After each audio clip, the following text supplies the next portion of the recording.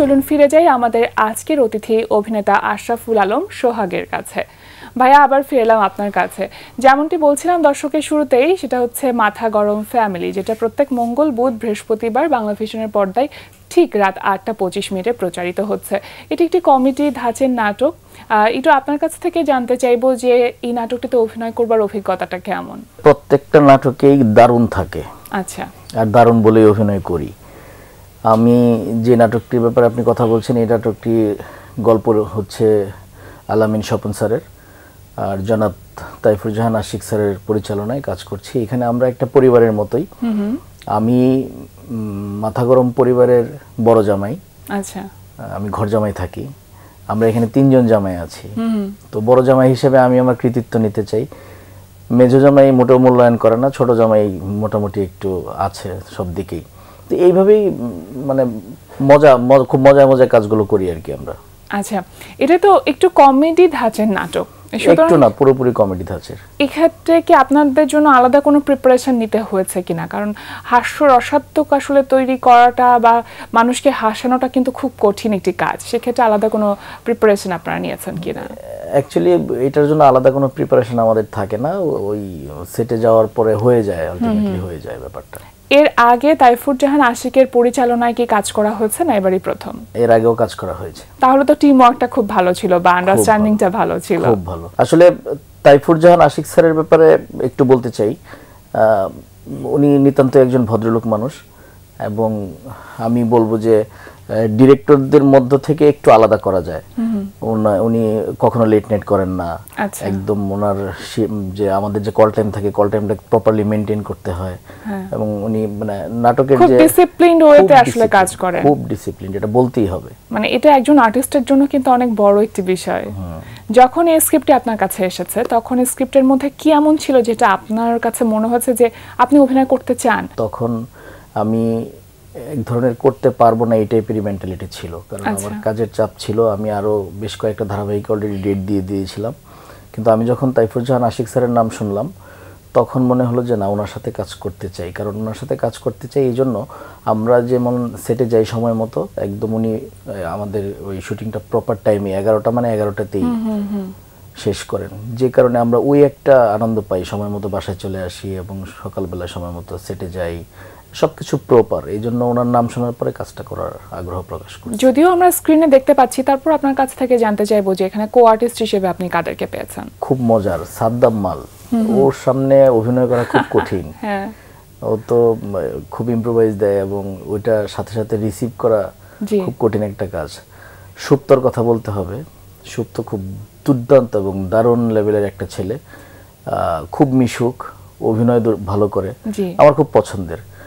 আর এখানে এই দুজনের তো নাম বললাম, এছাড়া টিমের প্রত্যেকেই খুব ভালো। এই যে একটা মজার চরিত্রে কাজ করা বা একেবারে কমেডি নাটকে কাজ করতে করতে তো অনেক হাসাহাসি নিশ্চয়ই করা হয়।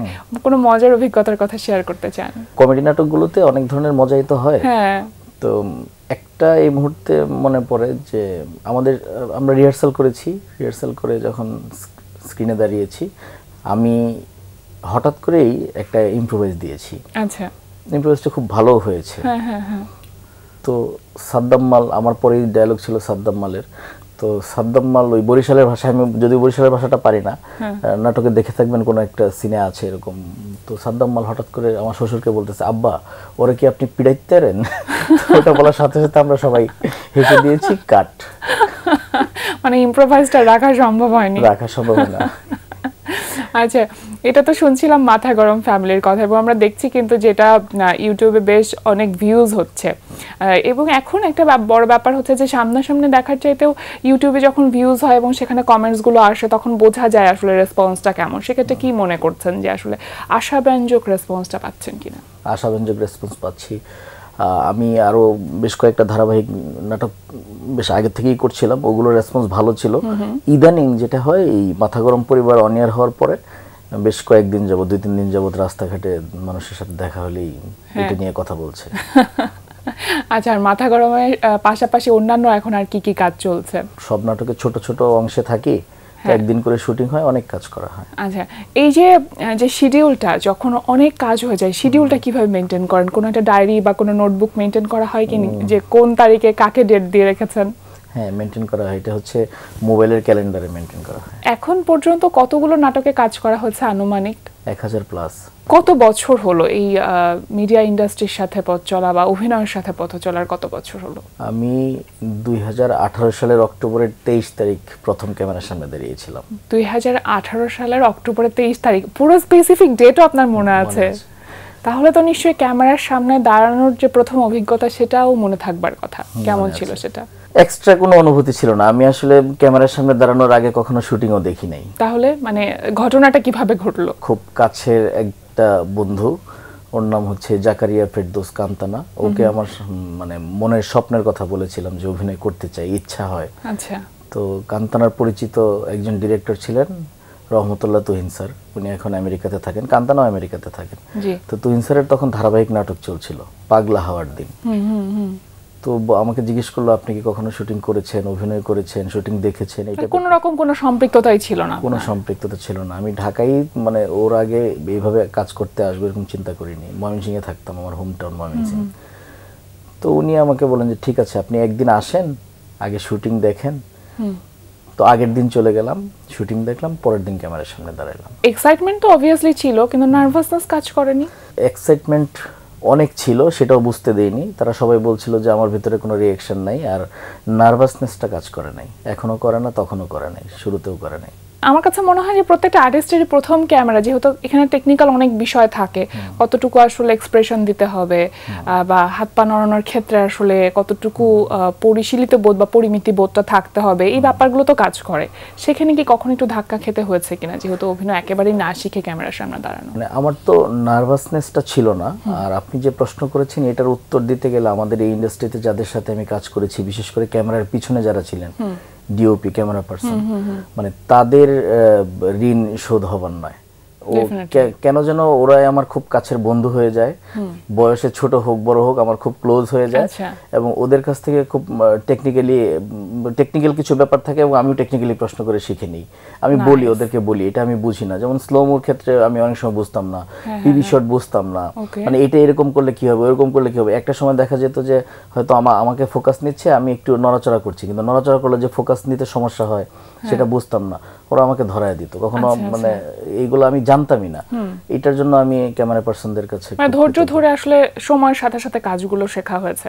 আচ্ছা, প্রথম কাজ তো করলেন, এবং প্রথম কাজের পরের কাজগুলো আসলে কিভাবে আপনি নিজের আগ্রহে আসলে কাজগুলো নেবার ক্ষেত্রে আপনার ধৈর্যশীলতা ছিল বা বিভিন্ন জায়গায় নক করেছেন এরকম, নাকি কাজগুলো এসেছে আপনার কাছে? না, অনেক জায়গায় নক করেছি, কেউ নেয়নি। তারপরে ফেসবুকে স্ট্যাটাস দিয়েছিলাম যার অভিনয় করব না। তখন একজন ডিরেক্টর রাফাত মজুমদার রিঙ্কু, সে ফোন করে বলেছিল যে স্ট্যাটাস ডিলিট করেন, আমি আপনাকে নিয়ে কাজ করব। তাহলে তো এটা একটা ভালো উপায় বলা যেতে পারে, যারা নতুন অভিনয় শিল্পী তারা এরকম ফেসবুকে স্ট্যাটাস দিলে যদি আসলে কেউ কাস্টিং করে তাহলে খুব ভালো। অভিমান থেকে দিয়েছিলাম, কিন্তু একজন যে রেসপন্স করবে বুঝি নাই। আর পরে 19-20 সালে বাবা ক্যারেক্টার করেছি, সবার বাবা হয়েছে এই ইন্ডাস্ট্রির, সিরিয়াসলি অলমোস্ট। হ্যাঁ, 90% হিরো হিরোইনের বাবা হয়েছি। 20 সাল থেকে আর বাবা করিনি। একদম ছোটবেলার দিনগুলোতে যদি ফিরে যেতে চাই তাহলে কোন দিনগুলোর কথা বেশি মনে পড়ে? কারণ আমরা যত বেশি বড় হতে থাকি আমাদের ছোটবেলা বা শৈশবটা তত বেশি টানতে থাকে, মনে পড়তে থাকে।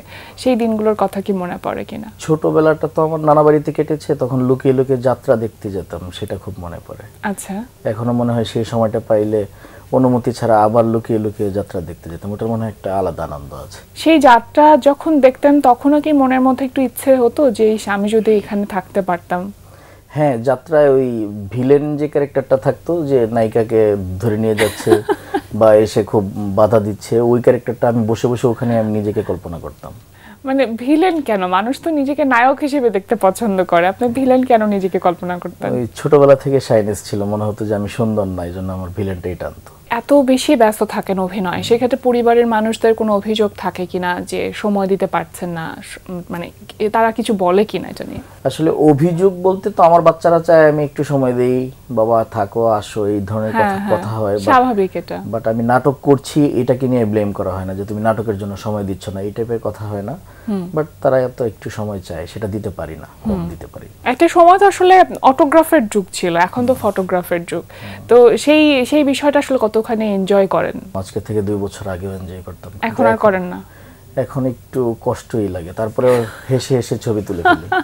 কষ্ট কেন লাগে? প্রচুর ছবি তুলতে হয়। যেমন কোনো মনটা হয়তো কোনো কারণে খারাপ, মানুষের মন তো খারাপ থাকতেই পারে, তখন একজন এসে বলে যে ভাইয়া আপনার ওই নাটকটা দেখেছি, খুব ভালো লেগেছে, একটা ছবি তুলি, তখন আবার দেখা যায় সুন্দর করে হেসে দিচ্ছি, অথচ মন খারাপ। আচ্ছা, মন যখন খারাপ তখন তো আপনি ধরেন যেরকম একটা কমেডি নাটক করছেন, হ্যাঁ, আর সেখানে গিয়ে একটা কমেডি চরিত্রে কাজ করতে হচ্ছে, মন খারাপ নিয়ে কমেডি চরিত্রে কাজ করা আসলে কতখানি চ্যালেঞ্জিং?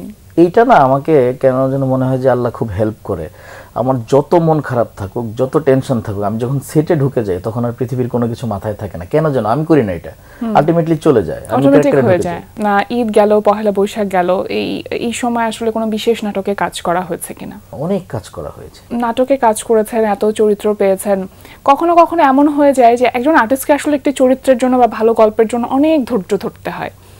নিজের ভালো লাগা কাজ করেছে, নিজের সন্তুষ্টি এসেছে, এমন কোন নাটকের কথা বলতে চান কিনা? এটা সংখ্যা কম, সন্তুষ্টি আসেনি এখনো আসেনি না। তারপরে সন্তুষ্টির কাছাকাছি একটু বেশি ভালো লেগেছে ওরকম উল্লেখযোগ্য কোনো নাটক নেই। চরিত্র শিহাব শাহিন ভাইয়ের একটা নাটকে কাজ করেছিলাম, চাকরি নয় চাকর, ওটাতে আমি অফিসের বস থাকি। আফরান নিশু ভাইকে আমি আমার বাসার সব কাজ করাই, যদিও আমার অফিসের এমপ্লয়ি। মাকে ডাক্তারের কাছে পাঠানো, ভাইয়ের বাসায় সামাই পাঠানো, ঈদে ছুটি না দেয়া, ওই ক্যারেক্টারটা এনজয় করেছি খুব। চলচ্চিত্রের কি অবস্থা? চলচ্চিত্রে কাজ করা হচ্ছে কিনা এখন? আমি খুব করে চাই, আমি এর আগেও বিভিন্ন ইন্টারভিউ বা আপনাদের এখানেও বলেছি, মানে খুব করে চাই চলচ্চিত্রের ব্যাপারটা, ওরকম ভাবে হচ্ছে না। কখনো কি আপনাকে ডিরেকশনেও পাওয়া যাবে কিনা?